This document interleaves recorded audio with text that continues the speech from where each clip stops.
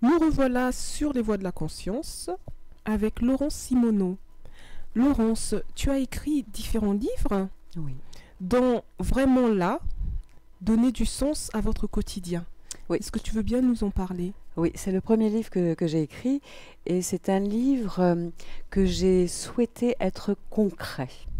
Donc c'est un petit peu comme des fiches techniques et il y a dans ce livre 100 situations du quotidien qu'on peut tous vivre et pour lesquelles à chaque fois il y a un exercice à faire. Et donc, par exemple, dans les situations qui sont dans ce livre, c'est par exemple en marchant dans la rue, en allant faire ses courses, devant l'ordinateur, en conduisant, aux toilettes. Donc, des situations qu'on peut tous vivre, quel que soit l'âge. Et à chaque fois, un petit exercice avec l'objectif mentionné sur comment on fait pour revenir à la présence, comment on fait pour être dans la conscience. Il y a aussi dans ce livre quelque chose que j'ai tenu à mettre, ce sont des visualisations créatrices. Moi, j'aime bien mâcher le travail, en fait, aux gens. Donc, il y a 35 visualisations créatrices. Rien qu'à la lecture, déjà, il suffit de se faire des images dans la tête. Ça développe, à nouveau, je le redis, le 6e chakra, le 3e œil. Et puis, ça permet de créer un état intérieur différent. Et du coup, aussi, pour l'inconscient, d'avoir une autre idée de ce qu'on a envie de vivre et d'aller vers cela. Donc, c'est un livre vraiment très, très pratique. Et tous les exercices pour information qui sont dedans, ce sont des choses que moi j'utilise au quotidien. Donc ça peut paraître abrupt qu'il y ait tous ces exercices-là, on peut se dire mais j'y arriverai jamais. L'idée c'est d'y aller étape après étape. Et ensuite c'est simplement une attitude et une manière d'être au monde. Voilà. Donc ceci pour vraiment là, et ce qui permet de donner du sens à ce qu'on vit. D'accord.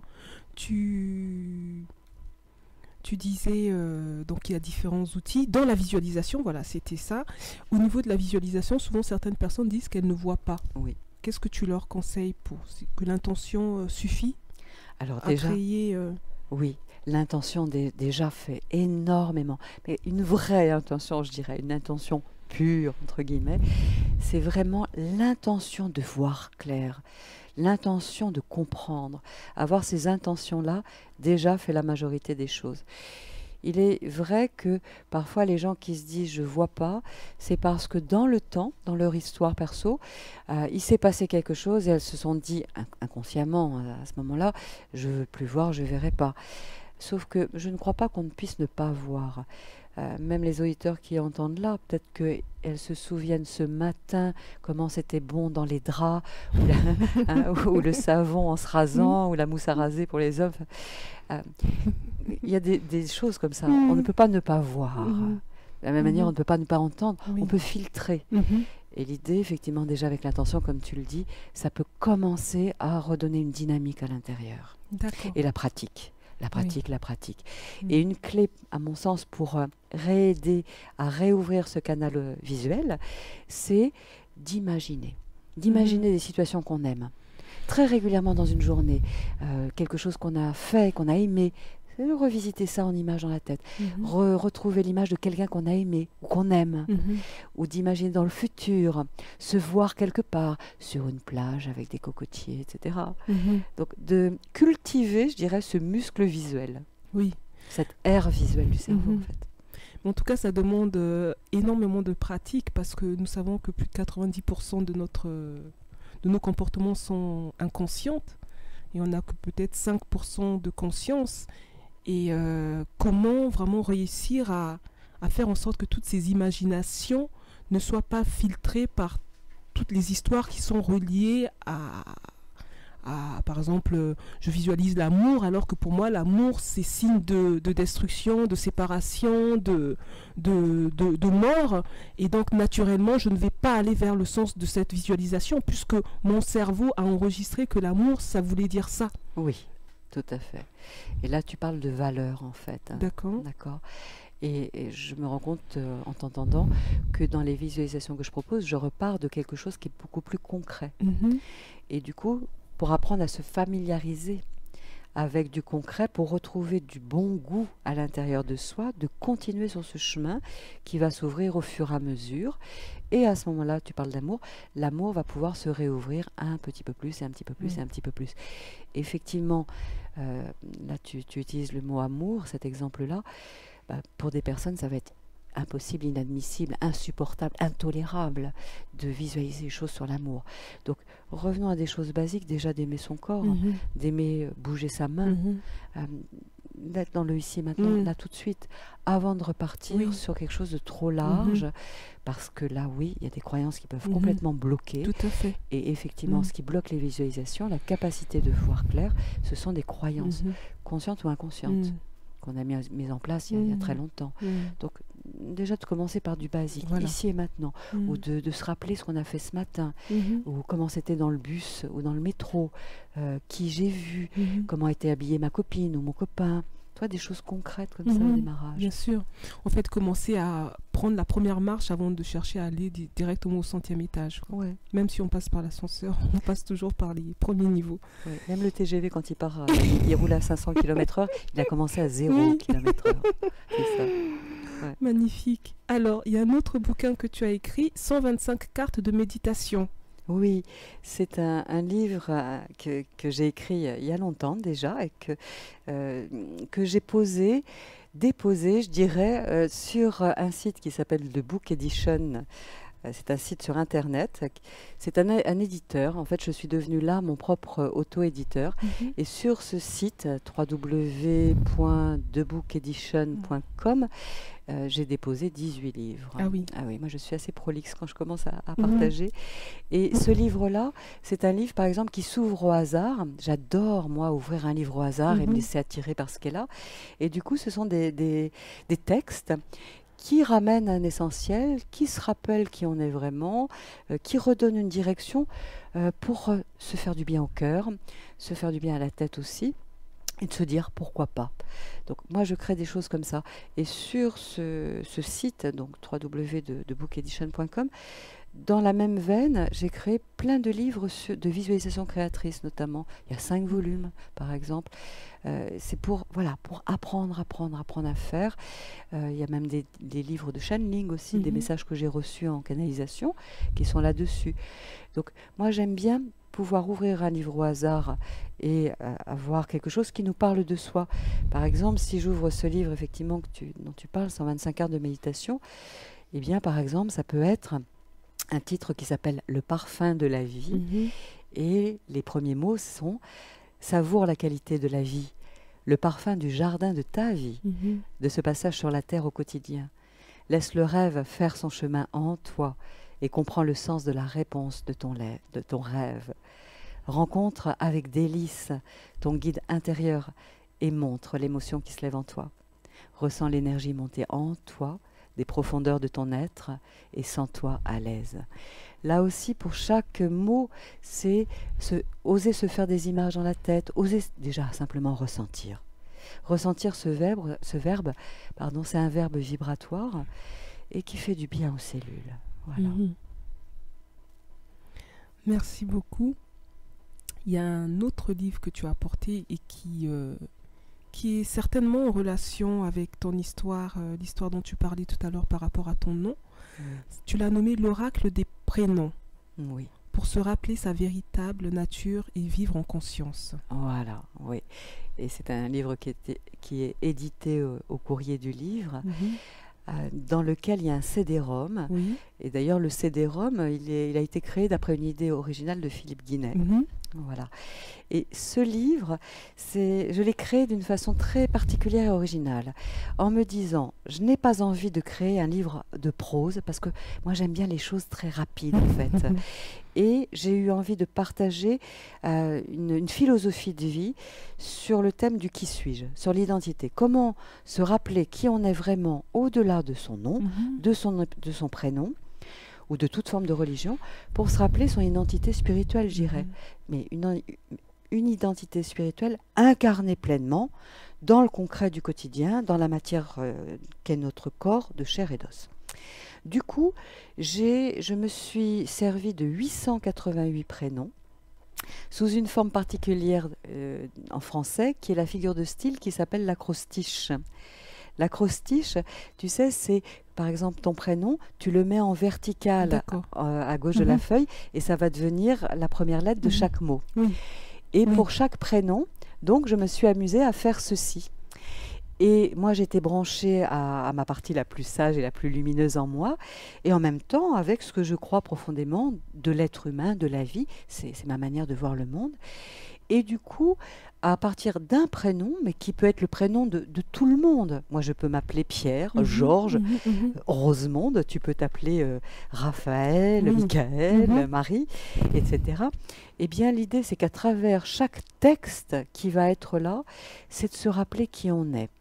Du coup, en ouvrant le livre au hasard, on peut déjà avoir un oracle, c'est pour ça que ça s'appelle oracle, sur qui on est, et ça redonne un axe de travail pour retrouver vraiment sa véritable nature, pour se rappeler qu'on n'est pas uniquement un corps de chair et d'os, qu'on n'est pas ses émotions, que nous ne sommes pas notre système de pensée, que nous sommes bien plus que ça, et qu'il y a en nous une partie vraiment très lumineuse. Donc, chaque phrase qui est écrite peut être considérée, dans ce livre, peut être considérée comme un objectif de travail. Du coup, moi-même, j'utilise beaucoup ce livre, je l'ouvre au hasard, je tire une phrase ou un texte et je me laisse méditer. Méditer, ça veut dire réfléchir, où je me laisse faire des ponts avec ma vie quotidienne. Passé, au présent, je vois ce qui se passe. Et puis, je peux même, du coup, me faire des images dans le futur. À ce moment-là, ça donne à nouveau à mon inconscient l'idée de où ça va aller. Donc, par exemple, tu peux peut-être ouvrir au hasard et en lire un. Dora. Oui. Délicieux enfant de l'univers, sans la terre, sous toi qui te porte. Offre ta présence en osant te révéler dans ce qu'il y a de meilleur dans ton être. Regarde la vie en toi et autour de toi. Tu n'es pas seul, souviens-t'en. Accueille les contrastes comme tu accueilles les oiseaux d'espèces différentes. Et puis, ce qui est intéressant, c'est de remonter phrase après phrase, de le lire, mais de bas en haut. D'accueil. Donc, accueille les contrastes comme tu accueilles les oiseaux d'espèces différentes. Regarde la vie en toi et autour de toi. Tu n'es pas seul, souviens-t'en. Offre ta présence en osant te révéler dans ce qu'il y a de meilleur dans ton être. Délicieux enfant de l'univers, sans la terre, sous toi qui te porte. Voilà. Et je me suis rendu compte, après avoir créé ce livre, avec ma sagesse intérieure, qu'en lisant le texte de haut en bas, comme d'habitude, ça donne une certaine énergie. Et en le lisant de bas en haut, c'est une autre énergie.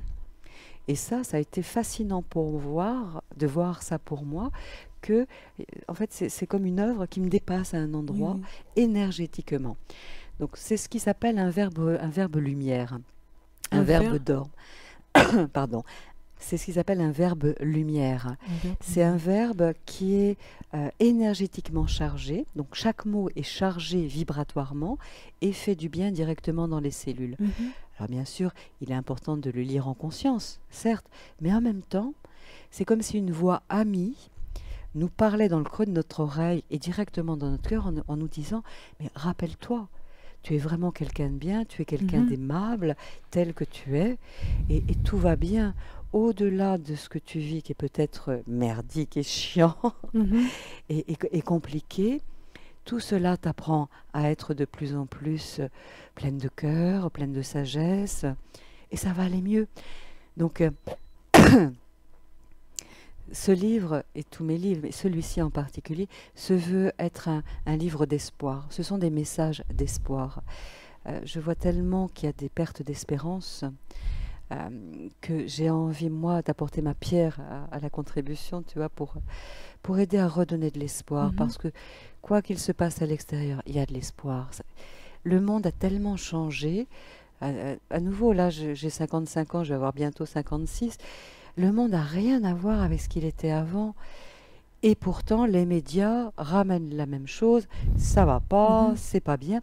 Et effectivement, les médias focalisent, parce que ça fait vendre, sur ce qui manque. L'énergie de peur. L'énergie de peur et ce qui manque. Sauf qu'il y a tellement de choses nouvelles qui sont faites qu'il n'y a pas l'impact encore.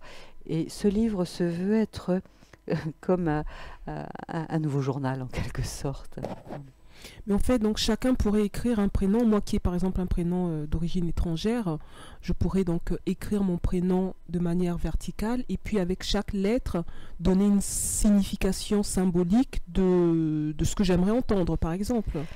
Alors, soit de ce que tu aimerais entendre, soit de ce que te dit ton cœur. Soit de ce que dit ton cœur.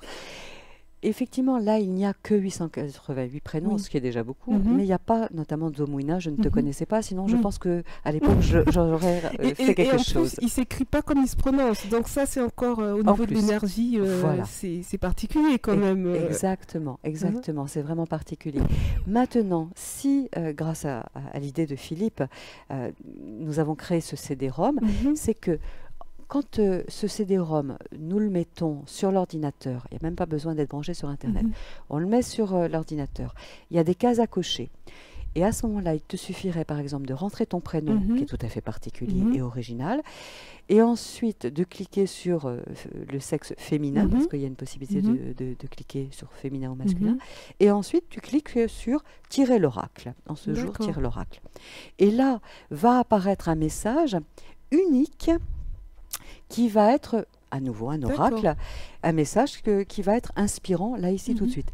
En sachant que si tu tires à nouveau, grâce au CD-ROM qui est installé sur ton ordinateur, à nouveau, en rentrant une nouvelle fois ton prénom, ce sera un autre message.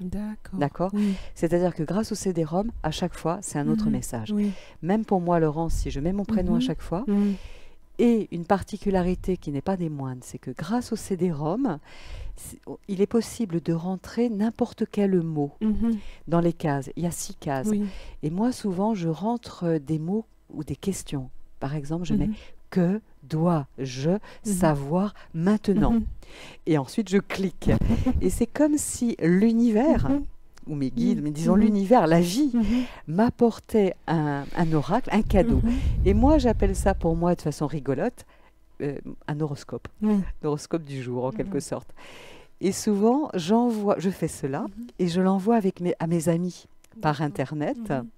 Et à chaque fois, les personnes me disent « Mais c'est extraordinaire parce que ça tombe juste. C'est bizarre. » Oui. Et dans tout ce que tu dis, tu évoques, il y a vraiment l'idée de l'intention et de la conscience qu'on y met, qui va donner la qualité à ce que l'on va recevoir finalement. Exactement. Et qui va donner une vie qualitative, une vie meilleure, mais surtout qualitative.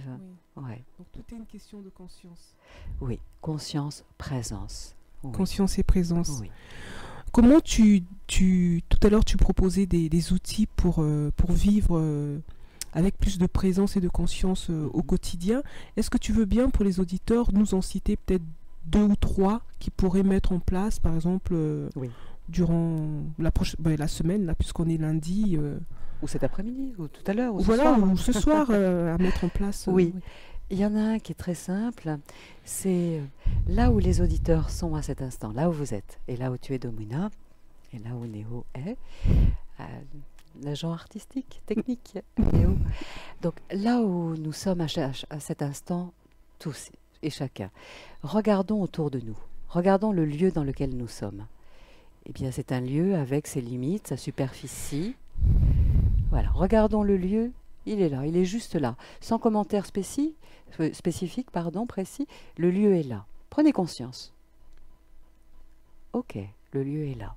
Maintenant, zoomons sur les objets qui sont dans ce lieu, les objets, les choses.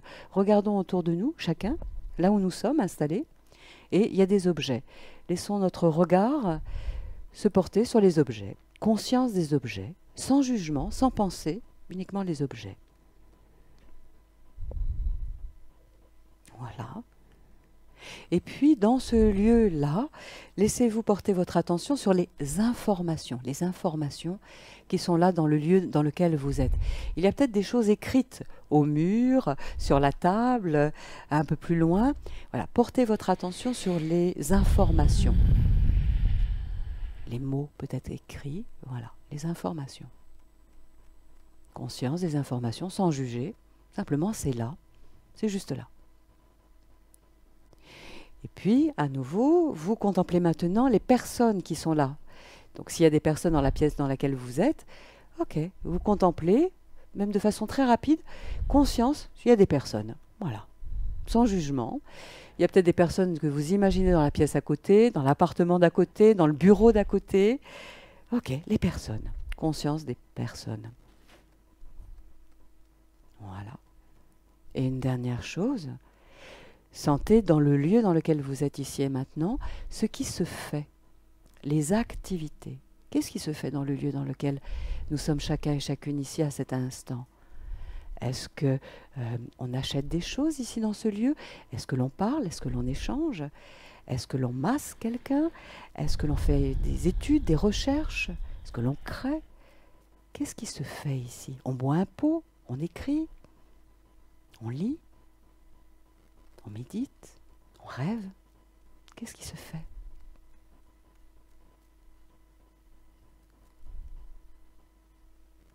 Voilà. Voilà. Et déjà, avec ces 5 voies d'accès, il se peut que vous sentiez, comme moi je le sens à cet instant, je le faisais, que vous êtes davantage là. Vraiment là. Plus là. Davantage. En fait, à chaque fois que nous rentrons quelque part, nous rentrons trop vite, sans conscience. De faire cela, et je le redirai ces 5 portes ensuite, mais de faire cela, nous nous inscrivons dans le lieu.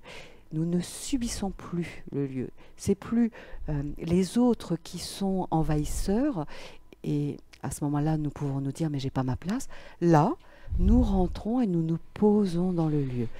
Même la respiration peut devenir plus ample, plus profonde. C'est comme s'il y avait un retour à « ok, je suis là, il y a cela ». Et c'est une présence qui est sans jugement et qui du coup permet d'accueillir ce que tu vas pouvoir me dire maintenant. Il n'y a rien à dire, juste à déguster le silence. Est-ce que tu veux partager comment tu as senti Ben écoute, magnifique. En même temps, c'est une pratique que je connais bien et que je pratique au quotidien aussi. Hein, ça permet non seulement d'être avec l'autre que j'écoute et en même temps d'être avec en moi. Donc je te remercie pour cet outil, pour les auditeurs. Et j'aimerais te poser une autre question maintenant pour développer l'intuition au quotidien. Oui. Si tu pouvais aussi nous plonger dans cette... Déjà cet exercice-là, déjà, parce que ça va permettre d'apprendre à se situer dans le ici et maintenant sans jugement. Ce qui est vraiment important pour que l'intuition puisse être là, c'est d'éviter dans le jugement. Donc, une clé, par exemple, un exercice, j'aime bien dire le mot clé, un exercice peut être de commenter chaque chose, pendant 5 minutes, chaque chose que nous faisons, et de manière objective. Par exemple, je suis consciente d'être assise sur cette chaise, je suis consciente de te voir, je suis consciente d'entendre les sons à l'extérieur. D'utiliser ce petit exercice de « je suis consciente de », en étant conscient justement pour le coup, de savoir quel sens on utilise, et là ça va revenir à un affinage du sens, des sens, du système sensoriel. L'intuition, pour se manifester, a besoin donc que notre système sensoriel soit efficace, je dirais. Alors il y a des gens qui pourraient me dire « oui mais attention Laurence, il y a des gens qui sont aveugles aussi ». Et je pense à une jeune femme que j'ai vue il n'y a pas tellement longtemps. Même si, effectivement, elle est aveugle, eh bien, il y a le regard intérieur. Et le regard intérieur, on a peut-être mis un bandeau à l'intérieur de nous, mais il existe ce sens. Donc, fermons nos yeux et imaginons des jolies choses à nouveau. Toujours dans ta question, le matin, imaginons la journée que nous allons vivre. c'est une façon de programmer, certes, mais aussi de développer l'intuition, de développer ce canal intuitif qui s'appelle la clairvoyance.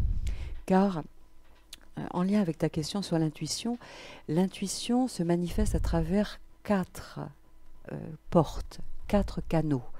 Et il y a, dans le désordre, il y a la clairsentience, c'est-à-dire la capacité de ressentir clairement les sensations, les situations, les gens aussi, les personnes.